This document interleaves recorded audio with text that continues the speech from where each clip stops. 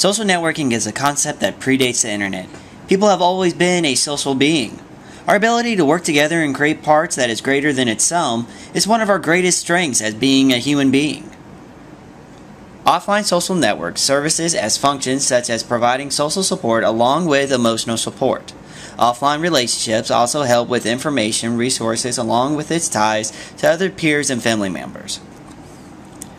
Now, with the turning to online sites such as Facebook to find emotional supports and information resources, online social media can provide the users with a form of social capital. With higher social capital, we are more efficient financial markets, better public health, and lower crime rates. With a decline in social capital, there is an increase in distress in our community members, an increase in social disorders, and the reduction in participants in civic activities. Social searching is a form of social capital. Social searching is when a user uses online media sites to find out information about a contact that they've met offline, such as a new friend, classmate, or roommate.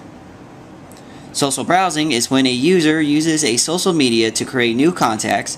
This is sometimes done with the intent to meet the contact offline.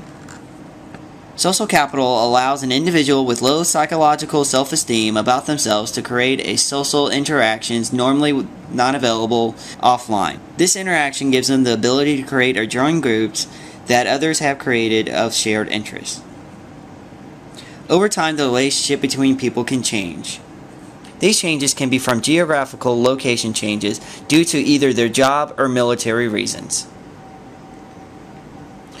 Social capital allows us to gain a level of gratification from the use of the social medias. This gratification comes from our ability to build on social capital, general social network surfing, and the ability to surveillance our peers.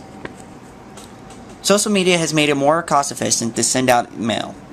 This mail has come in the form of emails. With emails, we are now able to send out messages and photos and videos faster than what we have before. Due to online messaging, several of the post offices had to either cut back their delivery from 6 days a week to 5 days a week. Some locations had to close their doors. The United States Postal Service moved 216 billion pieces of mail. This has dropped to about 170 billion pieces of mail. This comes up to an estimated loss of $25 million per day.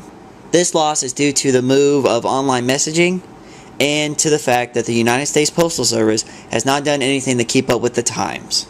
Social media sites have also been used to keep up with current events. A user is able to read an article online and then click on the share button, which will share that article either on their page or the ability to share it on a friend's page.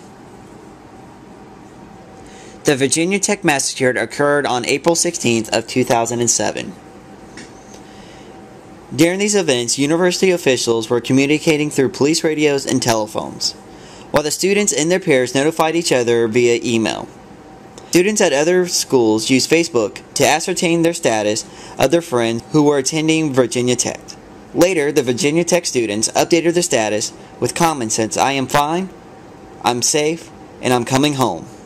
This allowed the parents of the students to know that their child was safe and coming home faster than a police report. Before social networking, the internet was a tool used primarily for of information and data. Now, with the growth of users-created content and growing popularity of social media, the internet is becoming the central of socialization.